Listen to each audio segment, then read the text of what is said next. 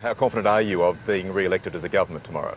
Well, I think we've done the hard work. We've put in front of the people of Queensland our plan. We've told the people of Queensland how we can fund the future that a growing state's going to need, the hospitals, the roads, the schools, and we're continuing to campaign right up to the very last moment on polling day. So I'm confident that the people of Queensland, comparing the choices, will support the LNP. Does it worry, though, that given the party won such a thumping majority and was a big, big win back in 2012, you're now in a situation where things could get pretty close, not necessarily the Labor Party being re-elected, but picking up 25, 30 seats from you?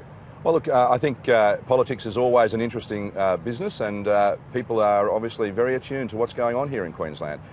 That's why when we talk to the people of Queensland, we make it very clear we're talking about the policies that we have, the strong team to implement those policies and how we can pay for them into the future.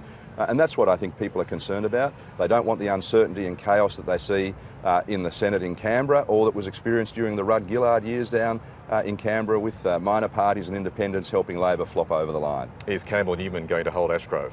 Well, the decision that the voters of Ashgrove have to make is the same decision that voters across Queensland have to make, and that is a strong team, a clear plan, funding for the future, or the chaos and uncertainty of Labor flopping over the line with Greens and independents. I'll ask the question again, will Campbell Newman win Ashgrove? Well, Michael, I've been asked this question every day of the campaign, and I've in fact been asked it today. He's your leader. Already. Of course, you'd be confident he'd win. Why won't you say that? Well, no, as I say, I think Campbell will win, as I have said on many occasions. I think he's done the work. He's been a great local member. He's delivered for his electorate, whether that's in funding for schools or road upgrades, or in fact just being around. I know he and Lisa are in the electorate almost every weekend doing something down there at the Ashgrove School of Dance. So he's been a great local member, and I think the people of Ashgrove know that. What do you make of his argument, and you've all made it, that if he goes and Ashgrove, the government goes? The simple electoral math suggests that's not going to happen.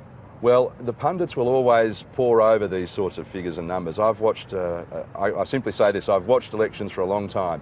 Swings are never uniform and results always surprise. I certainly believe that Campbell has done the hard work in Ashgrove to get re-elected, and I do believe that the people of Ashgrove's decision is the same that the decision they're going to make in Clayfield or in Townsville, and that is who has the plan to fund the future to deliver the growth that Queensland needs to provide jobs. Well, that's right, okay, but Ashgrove is held by a 5.7% margin. The Labor Party needs 12% to get back into office, but for argument's sake, if Labor gets an 8% swing, the government's back and Campbell Newman's gone.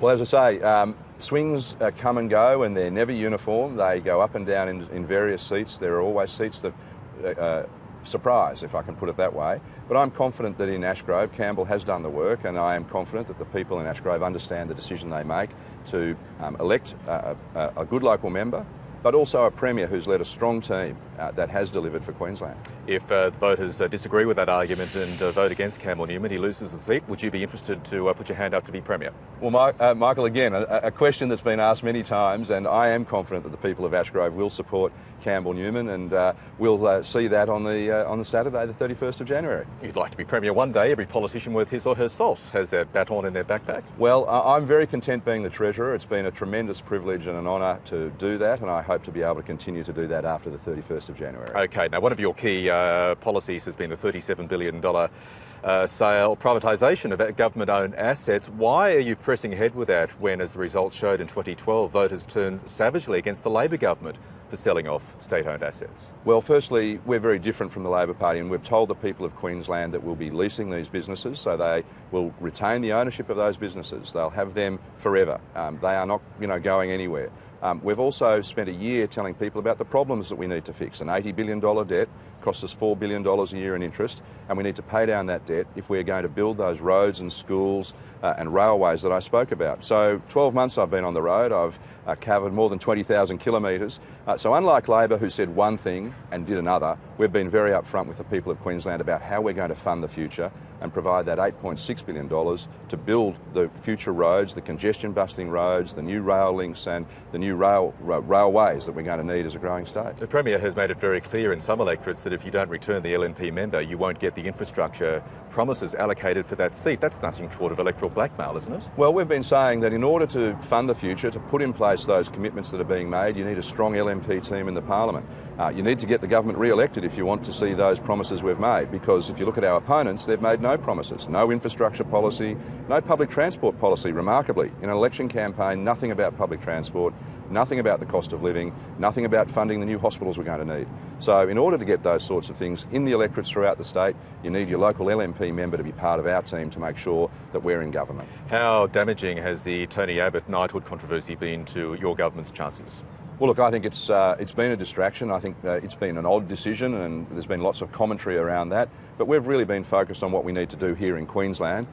People know that this is a Queensland election around Queensland issues, and in particular about how we are going to grow this state. I mean, a state that's forecast to grow by 5.75% next year, the fastest growing state in the nation, the first time we're going to have a fiscal surplus in a decade, be able to pay our own way, and now we have a plan to build the infrastructure that a growing state's going to need. Why was it an odd decision? Well, I think it just took people by surprise, and it certainly took us by surprise. If you had asked me, I would have said, well, there's plenty of good Queenslanders who would be able to deserve those sorts of support and prizes, and I guess it's taken people by surprise. Okay, what is your basis of success tomorrow in terms of minimising any anti-government swing? What do you see as a good result?